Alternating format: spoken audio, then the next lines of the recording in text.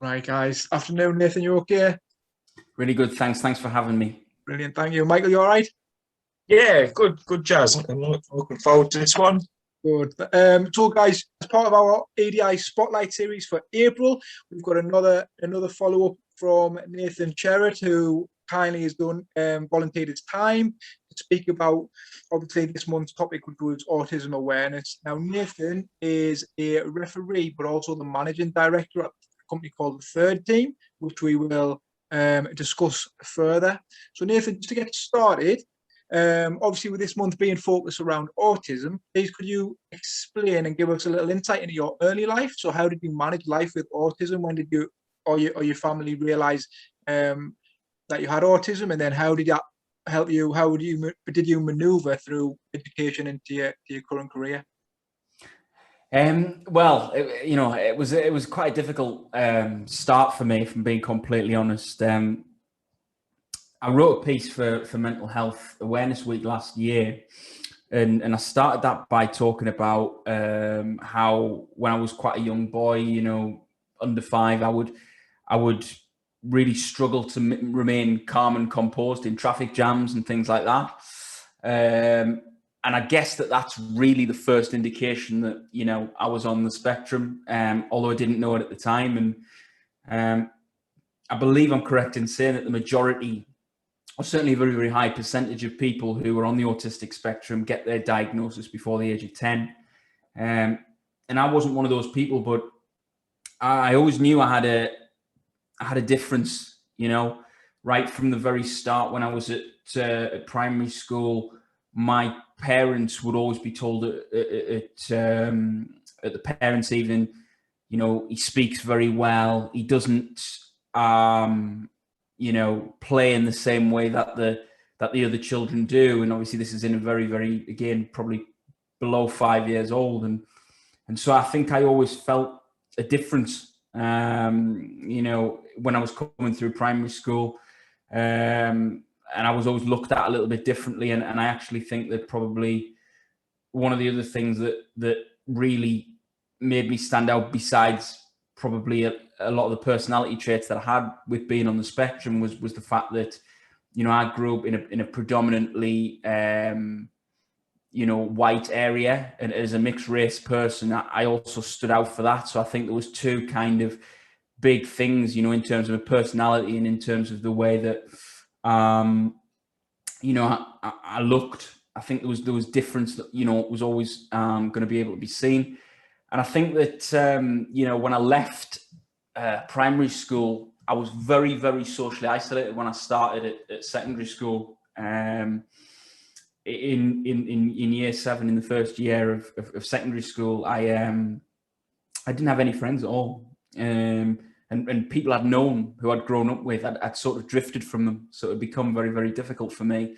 And I did become quite socially isolated. I would spend a lot of time on my own in the library and stuff like that at school. And it was quite difficult for me. But I just think that through one reason or another, and people picking up on me and getting to know me a little bit better, I managed to break that, break that cycle. And once I got to know, one person, I got to know many others, and I became, I'm a bit loath to probably call myself this, but I suppose I became a little bit of a sort of a cult hero of sorts, because, by the time I got to year 11 and I was leaving and we were doing the yearbook, I was winning awards, most changed and best smile and things like that. I was winning awards in the yearbook at school and things like that, and I'd become quite popular. So I think I was really on opposite ends of the scale, in terms of that 5 years of when I've walked through the door for the first time and when I've walked out the door for the last time. And it was actually during the midpoint of that, at secondary school, when I was about 14 or 15, that I actually got my diagnosis. So I was, a little bit older, and it was quite a laborious process at the time. I was on an NHS sort of scheme of observations and tests and various other things to establish where I was. And it's a funny thing. My diagnosis was a means to an end, in terms of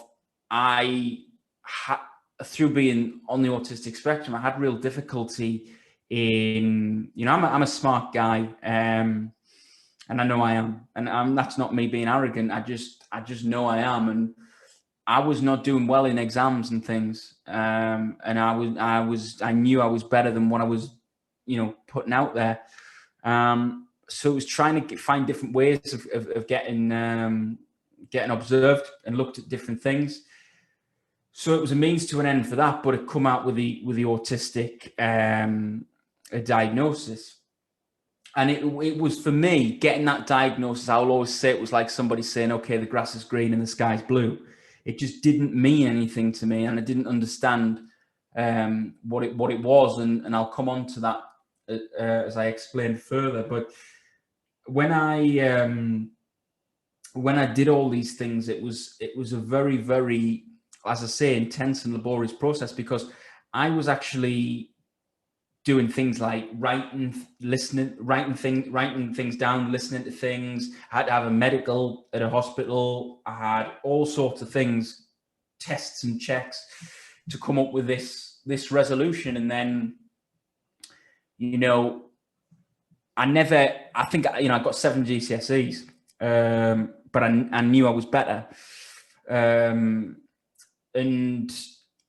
when I left secondary school, I went to a very, very competitive secondary school and had a very, very strong sixth form. So they basically offered me no way. They said, look, you have to go. You can't stay here. You're not good enough because your exam grades show you're not good enough. So I had to accept that, and that was tough to take. So I went to the sixth form that was in Durham City, and did BTECs instead. So a different manner of kind of examination and observation and all those things. And when I came to the whole point of making that move and making that transition, it was quite difficult for me, because I'd obviously, like I said, I'd come in and I was quite popular and quite well liked where I was at secondary school. So then to come out of that, it was quite difficult. But then again, I actually went back to a friendship group that existed when I was at primary school, when I was at sixth form, and I had 5 friends who were really strong friends. And that was a really, really good thing for me, because, they're still very, very strong friends now, and it cemented those friendships.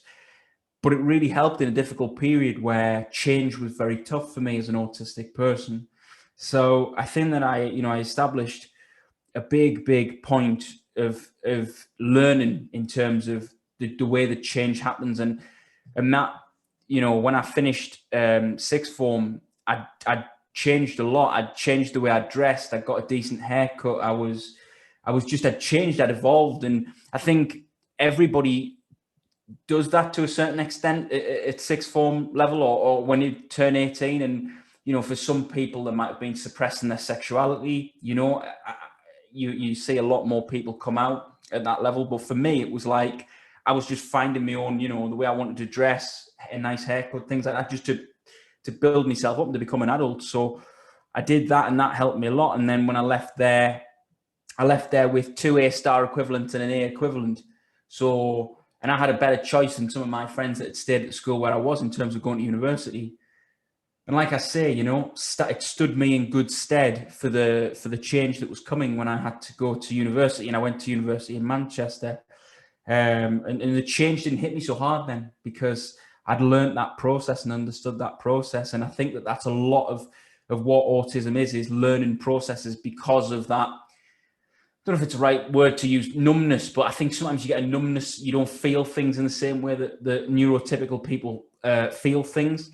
And I think when you're a neurodiverse person, a lot of it is learned behavior, and you're not a cold person, but sometimes you have to learn things like empathy. You have to learn to be empathetic towards people and things like that. So I think that was one of the big things for me. But then, I'm not sure what it was, but I had a really good first term up to Christmas in Manchester at university, and things were going well. It was a new city, new environment, and I embraced it, and I was all over it. But then things just massively had a landslide, you know, after Christmas, and I wanted to leave, and ultimately I did leave at the end of the year.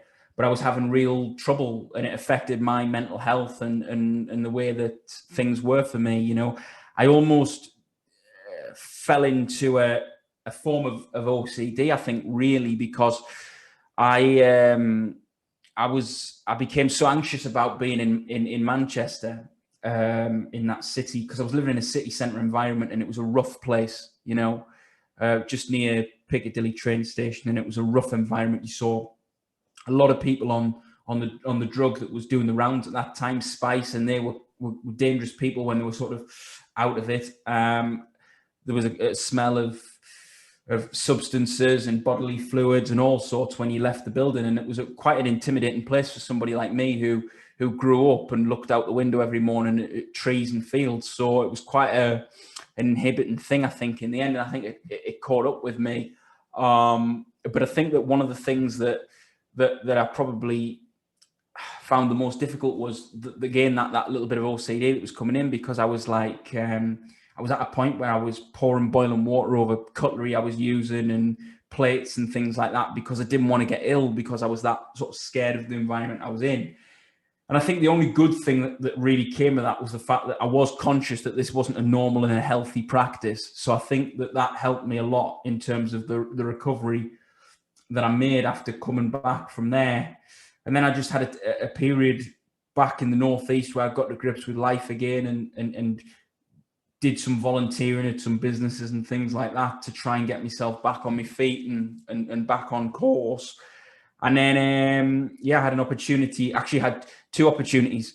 Two companies wanted me to come and work for them. One was more of a sales role. One was more of it was sold to me as more of a marketing role. And when I actually went into the workplace for the first time, I made a decision to take the one that was more of a marketing role. That was another environment for me, which is very difficult as an autistic person, because I'm going into an environment I've never been in. I'm on my own. I don't have friends around me and nothing like that. And I'm observing, constantly scanning the rooms. How are these people operating? How are they behaving? What's the right conduct? All these things that are really, really difficult things that you're trying to get to build up that learned behavior. And I think that I found that really, really difficult. And obviously I was working really hard to try and do the right things and make a good impression, as you would when you do your first job and you go into employment for the very first time. And I had a manager who'd selected me. He'd recruited me, brought me in, and his manager was the departmental manager. And, you know, obviously as an autistic person, you can find it difficult to read people's emotions and feelings. But I did have an overwhelming feeling of, this guy's not, you know, my face doesn't fit here with him. And yeah, it was actually a gambling company that I was working for in Newcastle. And so I had a long commute every morning. A couple of times I was a little bit late with the A1 traffic and all that kind of thing. And you know, I would have it held against me. But for me, I suppose it all came to a head after a couple of weeks. I had a meeting where I was called in, and the departmental manager said a lot of things to me that were a lot of nonsense, to be quite honest. But it was a form of bullying, I think, really. He just said to me, look, I don't like the way you sit at your desk. I don't like all these things that are just nitpicking. And there was a couple of things that he wasn't quite happy with. And I said, look, let's not make a big deal out of it. I'll do this, I'll do that, I'll do the other to put it right. And I was being really reasonable. But they didn't take it that way. And there was a lot of abusive comments made that when I look back, they were quite abusive and quite personally insulting. So I actually left there after 7 weeks because the culture was completely wrong for me. And that was the point at which I actually made real efforts and real strides and worked forward to learn more about what it is for me to be an autistic person. And that was when I had the awakening, if you like. I worked with an individual who basically coached me for like 3 hours a week on what it was. And I was using this time you know, in my mind, I was going back into employment after that experience, but I'm just using this time to learn and develop and grow. And that you know, I figured out, it was like, for me, it was like, and I don't know how many people can relate to this, but if you go down the back of your telly, all the wires are crossed and all kinked and everything. And it was like untangling those wires for me. You know, I realized what was my personality, what was autism, and actually resolved issues for me that had existed from being a small boy, like I talked about right at the very beginning. And it was getting into those people and getting into a network of small business people that then opened the door, and people said to me, look, you know, you're a referee, you're doing this and you're doing that and you're doing the other. And I'd actually had an incident in refereeing at that time that was the kind of the thing that made my, you know, made it simple for me to want to help referees with mental well-being and mental toughness and resilience, which is what I help referees with now. So I had the basic idea, and then I had the support of colleagues and friends and things who actually were saying, look, you've got something here, you know, you need to try and drive this forward. And I didn't really see the business idea, but then the more I got the help and the more it was helped visualize it in my mind, it then arrived at the point where I could set up the third team, which I did in May 2019. And we've made incredible progress since then. And you know, personally, I've made incredible progress as well. That was quite a fascinating journey, Nathan. Thank you for sharing this. It's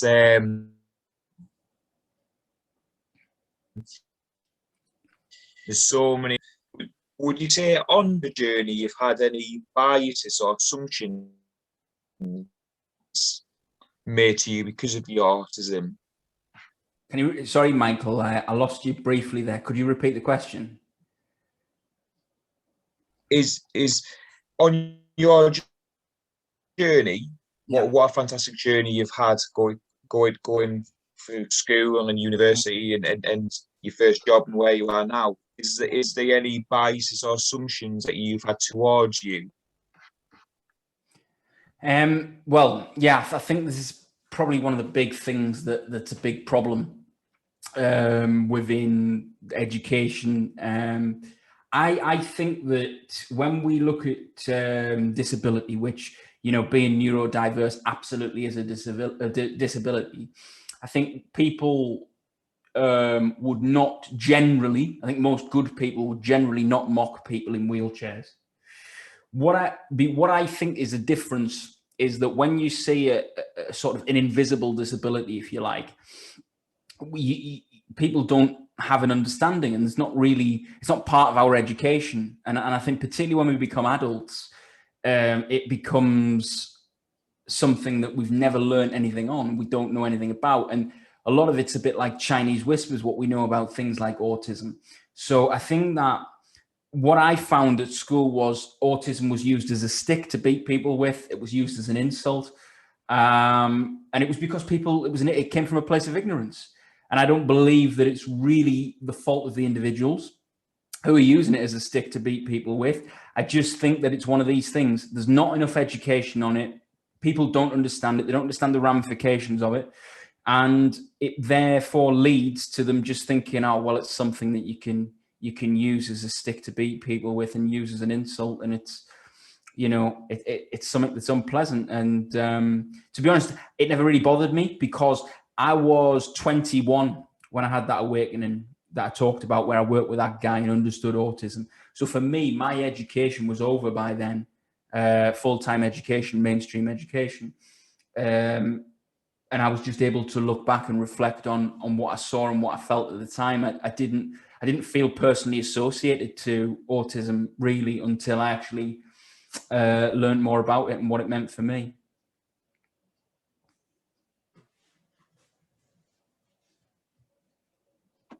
Brilliant, thanks, Nathan. Sorry, mate, my mute wasn't working, my mute button.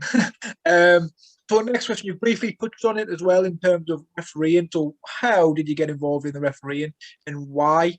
What did you see it as your purpose, as your a potential long-term career? Were you obviously interested in football to start with? How did that process come about? Yeah, I was interested in football, and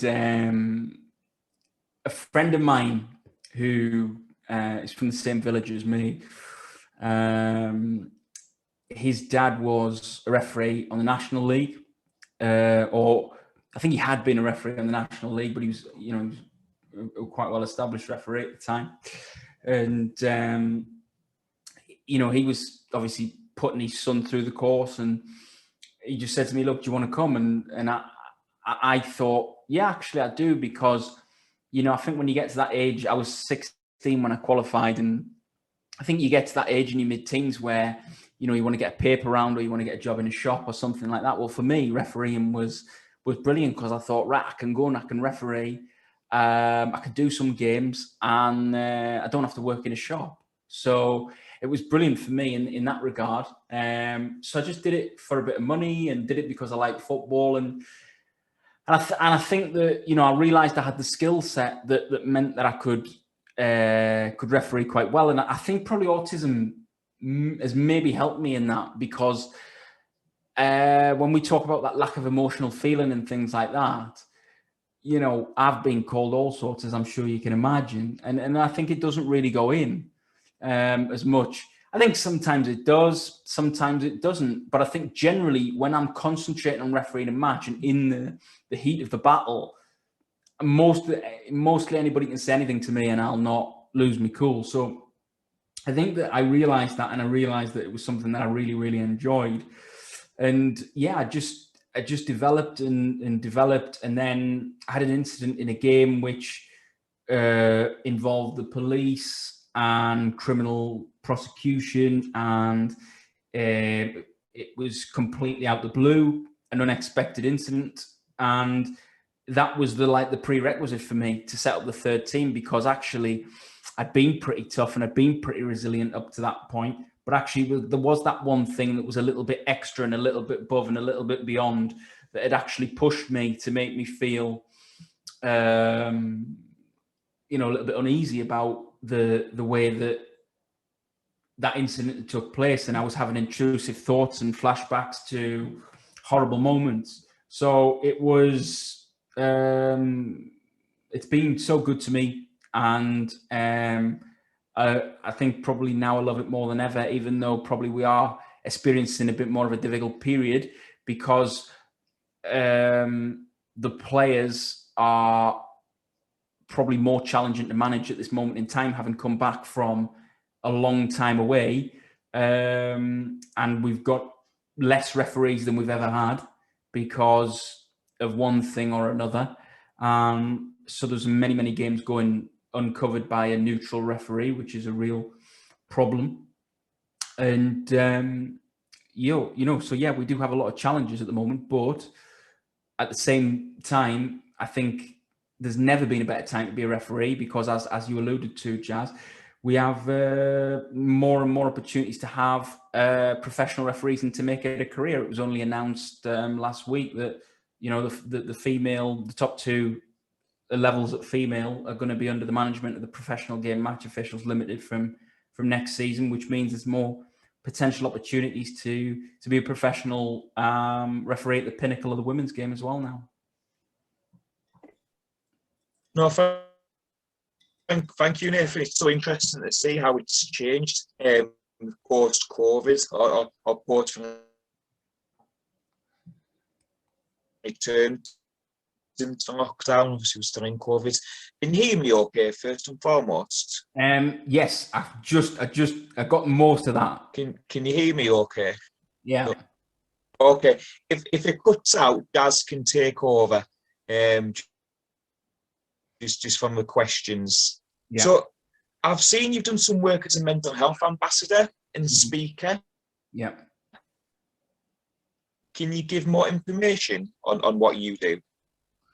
Yeah, so predominantly it's been with groups of referees, and what we've tried to do is talk about what mental health is, the impact that it has on us as referees, and how it makes us probably more vulnerable to big challenges. And we've seen unfortunate situations such as that a couple of years ago now, where there was an actual Football League referee who, he found himself on the wrong side of a bridge, and ultimately, thankfully, he was, how would we say, brought back into safety, and then got the treatment that he needed. But I think that, you know, it's a very, very macho environment that we're in, predominantly. And, you know, I think it's probably something like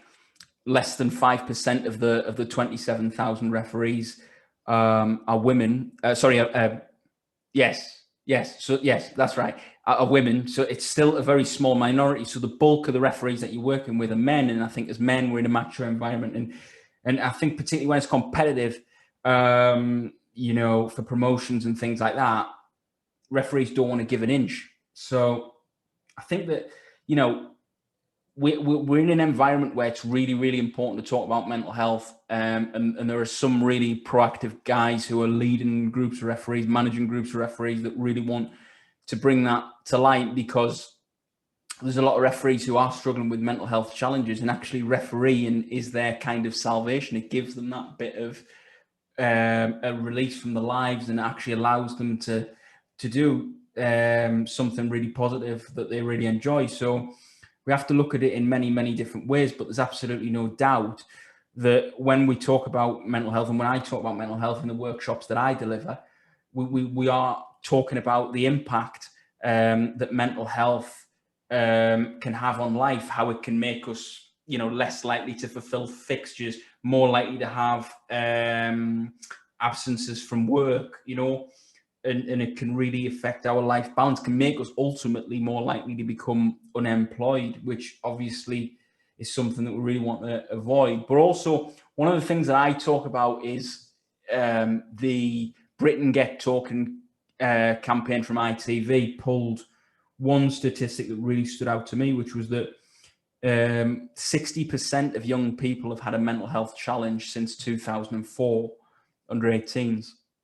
And obviously that's my generation coming through school and in education at that time. And it's a really damning statistic, that, because ultimately my generation is our future. And I think that when you look at the sheer volume of people who are having mental health challenges in our generation, we have to look and see that it's more important now than ever to try and help, you know, to resolve these issues so that they don't manifest, because, you know, we have to be under no illusion. Mental health challenges can become something that can be like hereditary and can be passed down and can be a much bigger thing. So we don't want to have children who have a vulnerability and a predisposition to mental health problems before they've even started, you know. So I think that it's really, really important. And one of the big things that I try to work with referees on as well is trying to frame the mind in a positive way,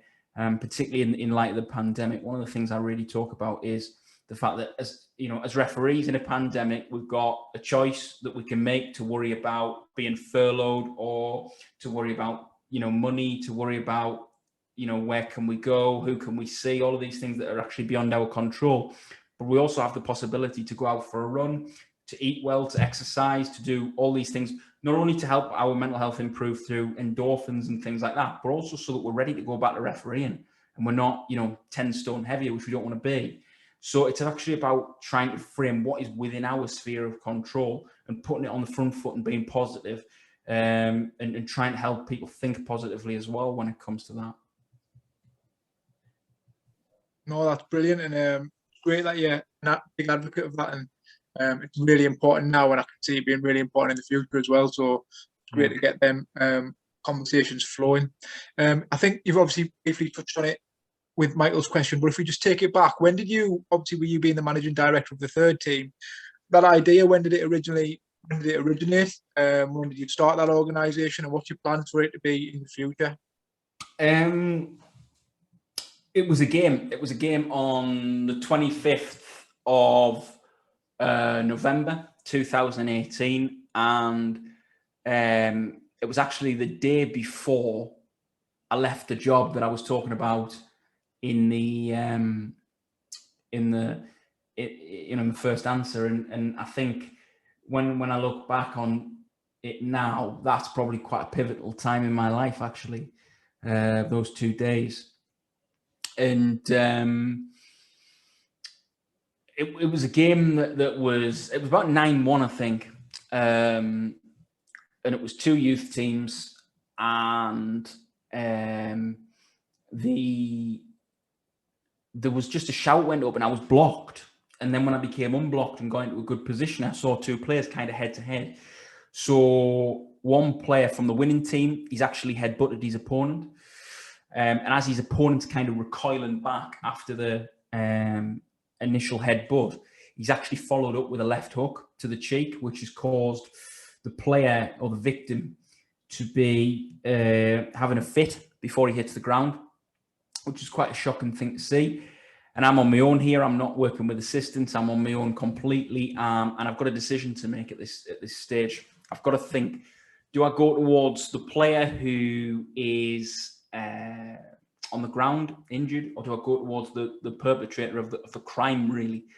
And it was a youth game, so the majority of the parent spectators ran up the pitch to the player who had been attacked.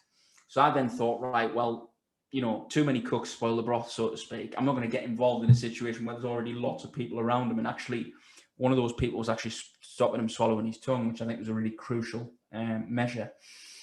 So I went and disciplined the player in terms of red card, and also told him to get out of the immediate vicinity of the pitch, because I'm thinking about myself, and a lot of refereeing is about self-preservation and looking after yourself. And as the person who's in control of that situation, you know, I don't want to see 40 people have a mass confrontation with each other where we have fights and all sorts, you know, in addition to players. So I wanted to get the person who clearly there was a lot of animosity against away from the area. And then the ambulance came after it had been called, and the ambulance driver said, look, I can speed up the police here. We can get them here quicker. So the police came, and everybody else had gone at this stage, and I was left. And we had forensics and things on the pitch and looking at angles, and I was walking them through exactly what had happened. And then I had to go to the police station and almost do like the match report, but do it as a police statement. And as I was leaving, the player who'd done it was arrested and was coming into the police station. And the victim was in hospital for I think 4 days. He had brain scans and all sorts. And yeah, you know, obviously like criminal proceedings took place after that. But what it was for me was I obviously went back to work the next day, and I happened to leave the job that day. But I was having a really difficult time because I was having flashbacks and intrusive thoughts to those moments where you see that, and I found it quite difficult to deal with it. And I didn't have a strong support network around me with regards to refereeing at that stage. And that's why it's one of the big things that I do now is to emphasize at the end of every workshop I deliver all these different routes for support, so that we can see people and understand people who can help us, and we can identify them and we know who they are if we need them. Because I try to do as many as possible, because if one fails, then there's another one to fall back on and another one to fall back on. So I try to open up 4 or 5 different routes. And one of the great things that the FA have done in 2021 since the start of this year is to introduce mental health champions as well, which are an additional support reference point for referees, and it's another one I can signpost to that can help referees in difficult moments as well. Because I actually think that, you know, with the greatest respect to those who are not involved in refereeing, I think it's very difficult to understand the emotions and feelings around a referee that's come off a pitch in distress if you're not a referee yourself. And I think we can't emphasize the importance enough of family support and things when you're going through refereeing, particularly when you've got to make long journeys at night for midweek fixtures and things like that. But I think ultimately when something specific's happened on a football pitch, there's no better person than somebody else who understands what it's like to be on a football pitch and to referee a football match that can offer that support and guidance in those difficult moments.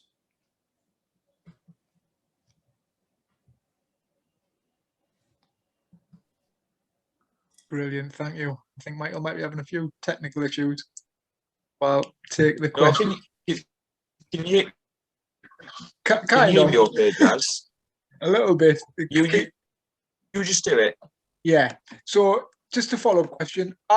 So thank you for that, actually. And it's obviously a harrowing story in terms of the experiences you went through, and I can only imagine, especially with you being like the centerpiece of that. So there'll be people looking at you, and then there'll be chaos around you essentially. And you've and I think organised one that. of the big things I realised was that, you know, I think as a referee, you never really realise your importance in terms of responsibility for the safety of the players until you come to a point like that. And the police were saying, look, they were almost talking to me as if I was a policeman who policed the game, if you know what I mean. So it was always about looking at various different things, and the way that they spoke to me was like in a manner of, you know, being on their level, because I think, you know, the two main occupations within refereeing are teaching and police officers. So I think they know that there's a lot of symmetry between the roles that we play, the role that they play in society, and the role we play on the football pitch. So thanks for sharing that story, because it was probably one of them things where it was really bad for you at the time, but it ended up being worked out really well. You've spun that experience into a positive, where, like you said, you could have easily folded in. And that experience could have been one where you stepped away from the game completely and moved on to something else, but you didn't. You changed it into a positive, which was great to see. And following on from that, with you, obviously, we would consider you to be a role model. Essentially, you would be a role model that younger people and even people above your age and things like that within the game and even outside the game. But for you, who would your inspiration be? So who was your inspiration when you were younger? It might be similar to who they are now, or who were you inspired by? Thank you. You know, I really appreciate that. But I think that you know, I don't have one role model. I look at different people for different things, and I think you're quite right in terms of the fact that it does evolve and it does change over time. And I think that most people, and I know that not everybody's the same and not everybody has the same circumstances, but I think most people look up to their parents when they're very young. And then the more you go through, you might have idols like footballers and things like that. And I think that now I'm in a place where I can admire many people for many different things. And one of the things that the place I'm at now is, you know, I admire many referees for the way that they go about their refereeing. And for me as an active referee, sort of separate to my role as the managing director at the third team and the work that I do for them, fundamentally I'm a referee, so I want to watch referees and see how they do things and admire how well they do, and probably be a bit boring at times when I say, oh, you know, that was a great advantage that led to that goal, rather than saying what a great goal it was. So I think that you have situations like that, but where I can admire many referees, and I have favourites of referees in terms of the style that I appreciate the way they referee. But I think probably one of the two that I have now about mental health, I really appreciate the guys who work together. They're a group of ex-footballers, and I forget what it's actually called, but it comprises of people like Dean Windass, Steve Howie, Mark Crossley, John Parkin, groups of guys like that. They do a lot of walking, talk about walking's brilliant and things like that. And I watch a lot of the videos that they put out on social media, which I think are really positive things. And they just talk about quite normal situations and things like that. And they spread really good messages. They're really positive people, great characters. You know, they might have a bit of a sing and a bit of a laugh or whatever, just making these videos that really help people. And that's why I admire them a lot. I really admire Nigel Atkins as well. He's a really top guy. He's obviously the manager at Charlton Athletic at the moment, but he particularly when he was not working, he did a lot of videos. Wake up in the morning, embracing the day, talking about the positives, doing a lot of charity work with Prostate Cancer UK, which is great charity. Obviously, the charity that they've set up as well, the other guys, with regards to doing the walking, and they're going to do a Kilimanjaro challenge as well, I think, next year. And they do golf days and things like that. And so I think that, you know, it's majority of the people in sport, but they're doing some wonderful things for mental health charities and giving money to the NHS and things like that. But what they really do more than anything is frame things in a really positive manner, so that, you know, when people watch them, it gives people a lift, but also, you know, it's almost like, how do we say, self-improvement and a growth mindset that they try to put into people and spread those mindsets as well. So I think that they're really positive things. And probably one of the ones I've had more recently as well, who I really admire, is Gary Neville. I think he's done, you know, I think everybody knows he's done an awful lot of really good work, obviously, in terms of campaigning for what I think people want in football. But also, you know, he's a very, very astute business operator. So obviously, as you know, for somebody like myself who is running a business, and you look at the way he's got a number of hospitality outlets in the Manchester area, obviously alongside his ownership of Salford City Football Club. So analysing him and watching him from a business perspective, as well as I've learned a lot, and there's a lot I admire about him. And when I listen to him speak, I think he speaks for the centre ground, so to speak. He speaks for the majority of people. I think obviously you're going to have extremes on different ends of the spectrum who will vehemently disagree with him, but I think he speaks for the majority of people, and I think he speaks in a very good way. You know, he's somebody obviously who's been very successful, but hasn't forgotten what he was and where he come from. Yeah, no, I totally agree with you. The one thing I like about Gary Neville is if he'll go against, so for example, say with the Man United thing, if he truly believed that was wrong, he'd go against Man United. But he's, like you said, he speaks for the people. He's not biased in his opinion. Like a glass window, I think, Jazz, particularly at Sky as well. You know, when you know, I think he was obviously talking about the European Super League in the past few weeks, and he talked about how obviously upset he was at Manchester United for their part in it, but he also opened up a window on Sky. He was working for Sky. The broadcast was coming from Sky, but he was even saying, look, this is what we've done with Sky, and this is how Sky's played its role as well. So I think that there's many, you know, he's one of the most transparent guys, and him and Jamie Carragher to a lesser extent, but still very much important in that, because I feel like, you know, they give great support, they're great foil for each other. I think that, you know, they've offered something really, really good, really positive. Yeah. And it's very similar to, like, to say, for example, Marcus Rashford. I love people that use their platform for better things for the majority of people. And I would put Rashford in there as well, in the sense that the multi-millionaires don't have to work. They don't have to do this kind of thing. They can live in their little mansions, but choose to be a voice to the people, which is a great asset to have. And I think the final question would be, knowing everything that you know now, Nathan, what advice would you give to your younger self? Because I can imagine you're going to come across throughout your life, you're going to come across people that are going to have similar experiences to yourself, and they're going to look on your words as wisdom. But there's no better wisdom than telling your younger self what you would do. So everything that you know now, what would you tell your teenage or younger self? No, it's a brilliant question, this one. And I think that the one thing I would say is, I would say to myself, you know, as I think, as I alluded to at the beginning, really, you know, you're different and you've got differences, and there will come a point where you understand these differences a lot better, but just keep going, because as much as you put things in and you work hard and you try to be bright and sharp and work and do the right things, and you don't tend to get the rewards for that, just keep going, because a lot of things will make sense, and you're still going to get that recognition for what you have got. And there will come a point where you can be proud of what you've achieved in terms of, you know, academically, but then also moving forward with what you can build and what you can do.